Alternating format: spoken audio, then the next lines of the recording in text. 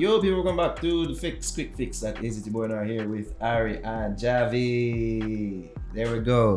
For the people who aren't familiar with what Quik Fix is all about, please do tell them, Jazz. But before you do that, tell them which part to them buy. Yeah, sure. So Quik Fix is brought to you by Prison Marketing Consultants, the public relations and media platform catering to the Caribbean diaspora. Quik Fix is also brought to you by Stellar Printer Limited, providing stellar service for all your printing needs. They do white format, digital printing, and offset printing, flexographic, textbooks, magazines, brochures, flyers, and customized stationery. Check out their website at stellarjm.com and follow them on Instagram at stellarjm Limited.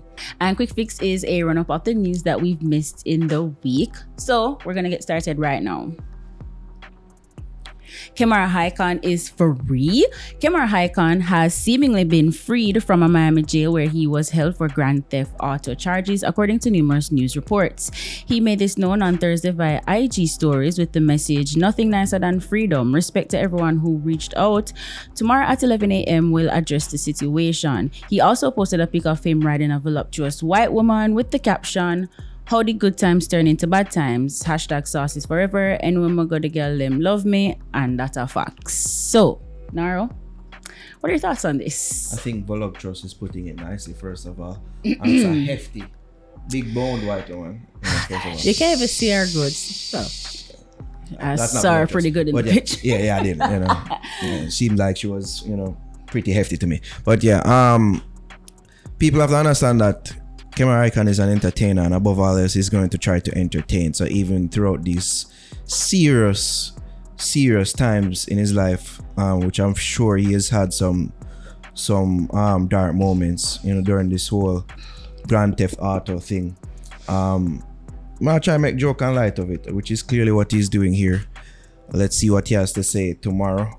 He's probably going to say it before we even post this, but it seems like he's in good spirits and he's trying to play it off. And what better way to do that than to ride a hefty white woman? Yeah, I mean, it should be interesting what he said.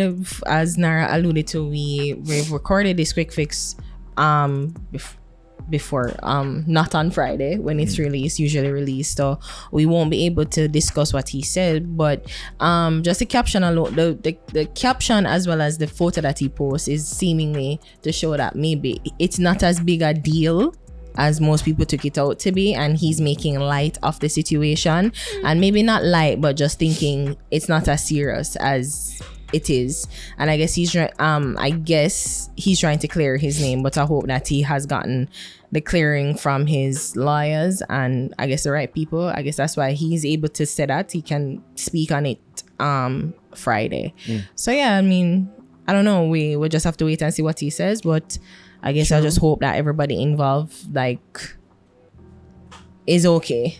Yeah. With the aggrieved woman allegedly, who it claimed to be, and him, them can come to a resolve mediation, and we can get back to the. I give credit to him to trying to make this to be an entertaining situation. Yeah.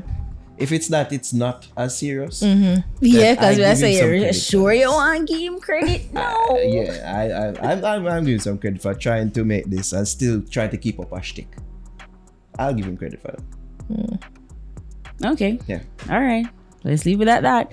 Moving on. So, Rowan Marley, the fourth son of reggae legend Bob Marley, has vowed to vigorously defend himself against a multi-million-dollar lawsuit filed in a U.S. federal court by a former employee and Cloverleaf University founder Chloe Villano. According to court documents, Villano, 34, is suing Marley, 51, and his company Shashamane Group for at least US $18.7 million over alleged quid pro quo harassment, a hostile work environment, and wrongful termination. This lawsuit is without merit, and I intend to vigorously defend myself in court. I will not let any person take advantage of me and exploit my family's name, Marley said in a statement.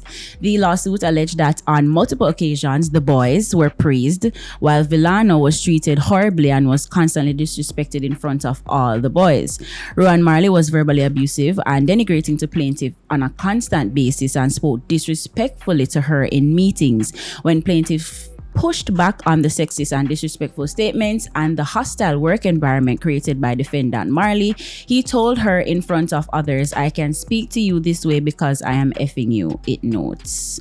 Wow, that's crazy. Yeah. What are your thoughts on this? No, Ari? I first heard this story on the Breakfast Club of all places. Actually, this is where it was first shared to me. And it's serious. Like I've really not been one of shocking breaking news. I'm not one of those people who said believe all women, but I am somebody that says listen to all women. Actually, listen to everybody.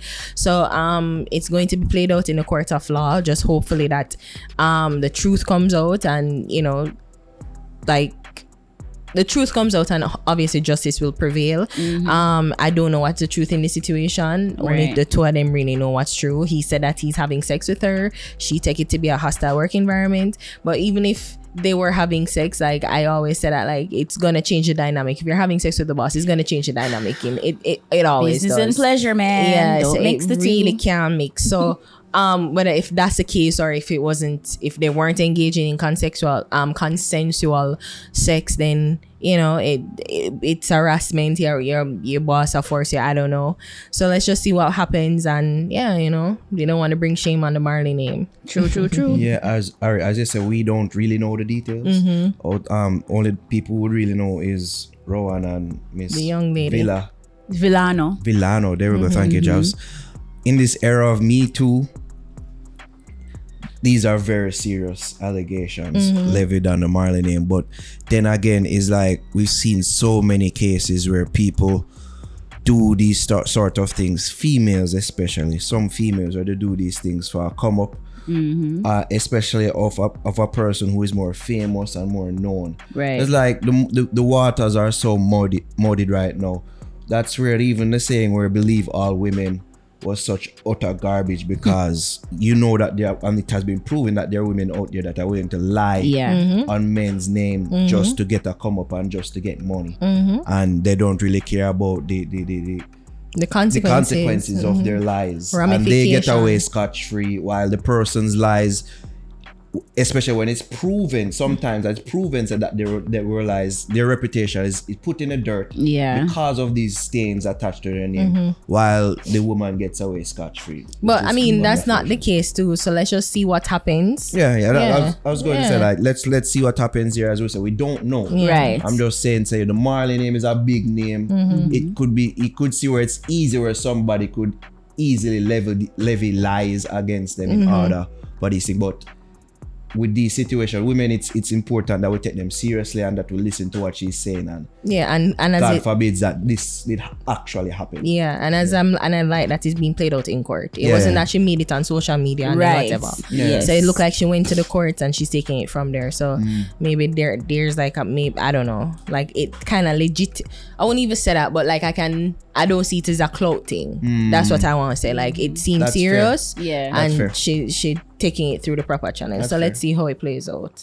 Some people can still take it to the courts and I lie to. So exactly. So and don't have to be a clout thing, can just be a money thing, just enriching my pockets. Like, so we don't know. We'll just have to wait and see. Yeah, definitely. Alrighty, moving on. So dancehall producer Omar Miller will soon face trial for a 2019 home invasion, robbery, and murder in Irving, California.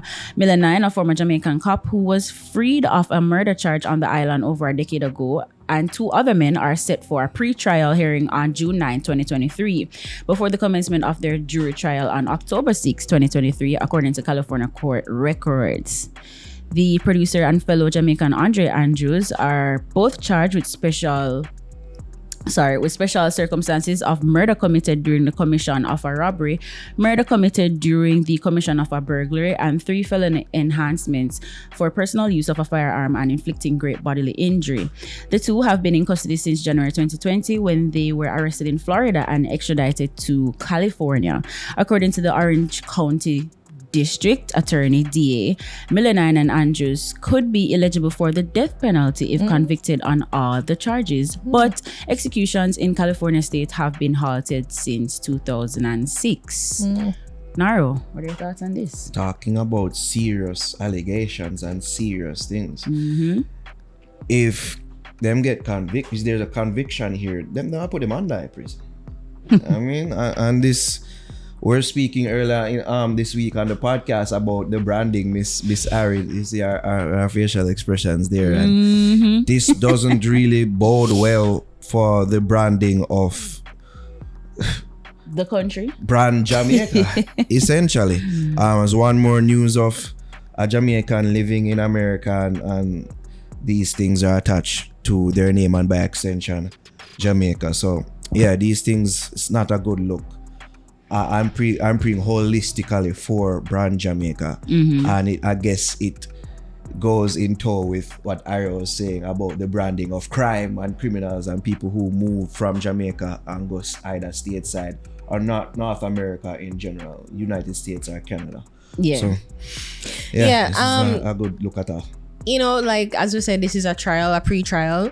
No, everybody's innocent until proven guilty, and I guess it's up to the prosecution to prove their case against them. So let's just see what happens. You know, it's just unfortunate that he he was charged for murder, he got off, and then he's being charged for murder again. Like it just seems like coinciding, serendipitous. Yeah, it just seems so serendipitous. Like you're where you always being charged for murder. Anyways, like we don't really know. Again, I'm not going to presume any guilt on him and his co-accused too. So let's see what happens. It should be an interesting trial, and I'm sure that news outlet here will keep tabs on it and let us know. So if he's found guilty, he's eligible for the death penalty, and if it's not the death penalty, it's life. So he's gonna spend the remainder of his life if he's found guilty. Yeah, I mean, I don't know, I just hope that, you know, proper work is done, proper investigation is done, and a proper trial takes place. And you know, the prosecution, I guess, is the burden on the prosecution to prove their